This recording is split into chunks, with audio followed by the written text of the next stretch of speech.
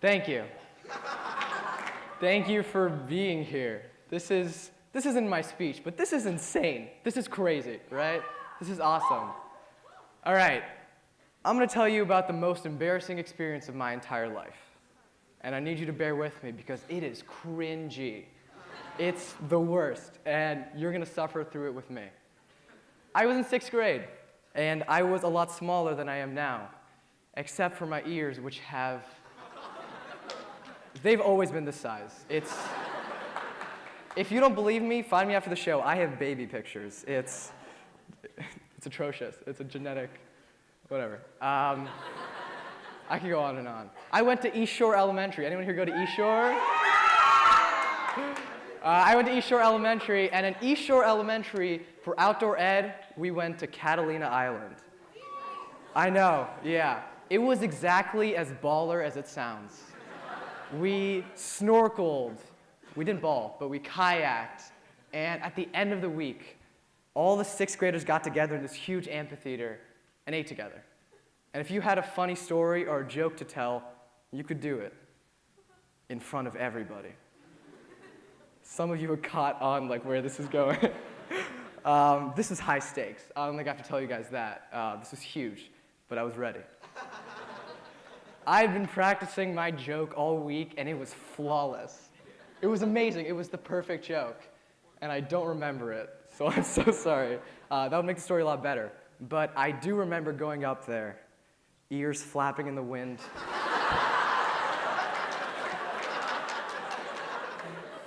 I remember going up there and saying my joke and hearing dead silence.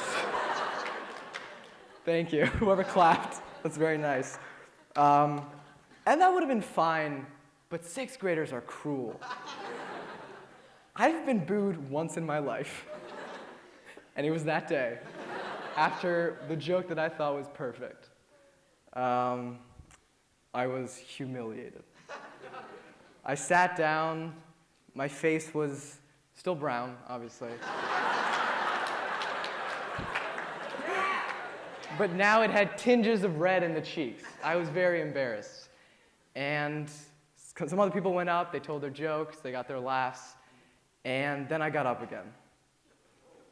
I know. And I didn't get up in an act of bravery. I didn't get up to prove them wrong. I got up because I had another joke. It was literally that simple. I had a joke that I thought was funny, a joke that I thought was funny enough to risk sharing with other people. And looking back now, that was terrifying, right? And that's something that in the years since then, I've lost a little bit. By the time I turned 14, after the cesspool that is middle school, I'd stopped putting myself out there altogether. I stopped being vulnerable with people. And the past few years for me has been a journey to rediscover that, to learn how to be vulnerable again. And I don't think I'm the only one that struggles with this. As a society, as people, we live in a world full of filters and misdirections and second thoughts. I think we struggle to say exactly what we mean and mean exactly what we say, especially in high school, right? We take these pieces of ourselves. We take our ideas, we take our passions, we take our stories, and we hide them. These are the building blocks of who we are, and we bury them. Because being vulnerable, sharing those pieces of yourself is difficult. It's very, very difficult. Because being vulnerable means taking those pieces, the pieces you worked so hard to hide because you don't want anyone to hurt you, taking those pieces and saying, here, these are for you. This is who I am. Yeah, terrifying. Sometimes that offering is small. Sometimes it's when you're with a friend, maybe a friend that you're getting to know a little better. It's late at night, and somewhere in the brief silences between the laughter, you make a choice. You decide to share something with them. It doesn't have to be huge. It could be a secret that you weren't planning on telling them. It could be the person that you're into. It could be an insecurity. But in that moment, you choose to trust. Something about that person has earned that trust from you, and you say, here, this is for you. It's an act of love. It's a small act of love, but it's love. It's choosing to risk them saying, oh, I don't like that part of you. The part of you it's intrinsic. It's somewhere deep inside of you. Sometimes it's bigger than that. Sometimes it's when we create something or you're passionate about something and you choose to share that. It could be a piece of writing, it could be music, it could be films, it could even be something that you just like that you didn't make, but it's still something you're passionate about. There's a quote out there, and I'm paraphrasing, that says, art is a socially acceptable way of being naked in public. Art is intrinsically vulnerable, because anytime you create something, anytime you care about something, you've put a piece of yourself into it. That's why it's so hard to share what we love, because we risk something. And sometimes it's even greater than that. Sometimes it's sitting down with someone and saying, I love you. You mean something to me. I want you to have these pieces, even if you don't know exactly how they're going to respond. I used to think being vulnerable was a weakness. I thought having vulnerabilities and emotions and insecurities made me weak. So in the interest of getting past that, tonight I'm going to share some things with you. Things that I don't usually tell people, and I hope that you're nice. For one, I get insecure. There are days when I wake up and I just don't like how I look. There are days when I think no one's ever going to find me attractive, or no one's ever going to fall in love with me. It's very dramatic. I'm a very dramatic person. There are times when I'm nervous. I've been a performer for as long as I can remember, and I get nervous every single time. Every time. And for those of you keeping track out there, that means I'm nervous right now.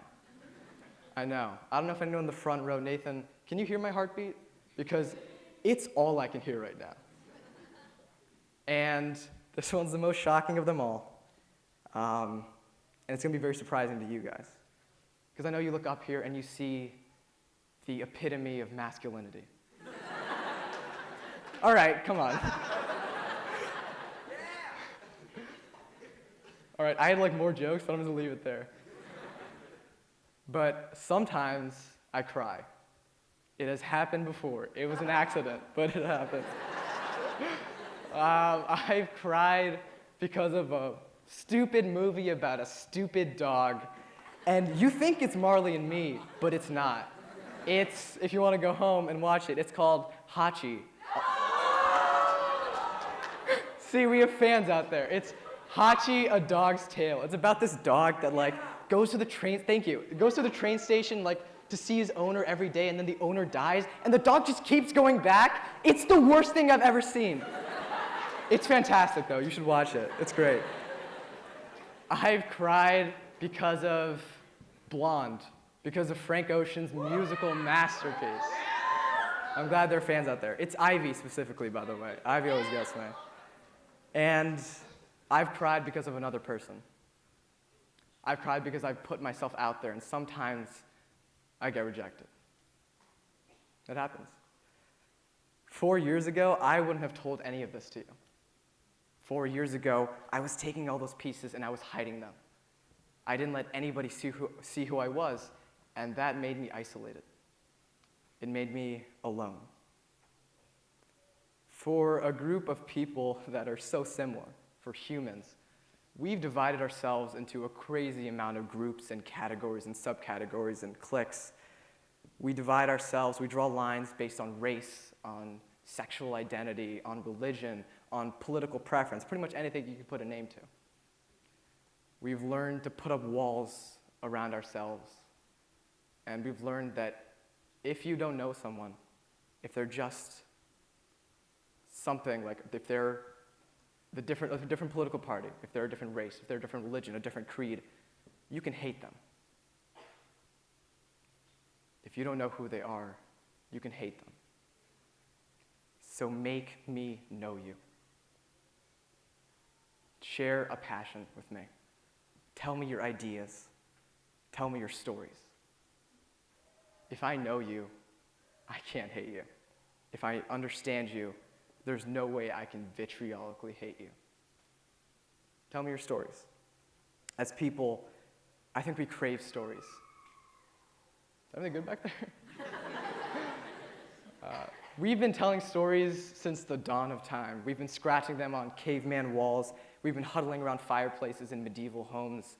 And there are stories around us today. There are stories in the movies we watch, in the music we listen to, in the books we read, in the books we're assigned and that we spark note later.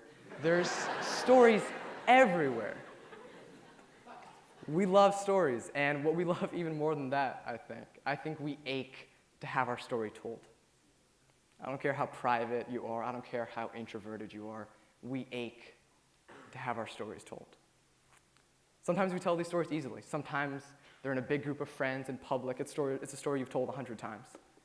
Sometimes it's a story that you tell to a couple friends, maybe one friend, late at night. And then there's stories that when the lights are all turned off, when we're sitting alone on our beds, we whisper to ourselves. There are stories that we tell no one. All these stories are intrinsic to who we are. They're the building blocks of our identity. They're the pieces of ourselves. And sharing those is courageous and terrifying. Tonight, every performer that has taken this beautiful stage has done something extraordinary. They've shared a piece of themselves with you. They've taken a story, a piece of their identity. They've put themselves out there for you. So be careful with it. Hearing these stories is a privilege, I think. And what they've done is very, very brave. So why be vulnerable, right? Why do we do it if it can hurt so much? Because being vulnerable is the core of human connection. At the end of the day, when all the wars are fought and all the violence has been wrought, human connection is what saves us. Genuine honesty, sharing emotion is what saves us. Vulnerability lets us connect. Vulnerability is what lets us connect. It's the core of human connection, and it's why we're all here today. It's why Irvine Talks exists. Theater, we're all going to go our separate ways. We have an infinite amount of journeys ahead of us. Journeys full of successes, full of failures. Full of love and full of loss.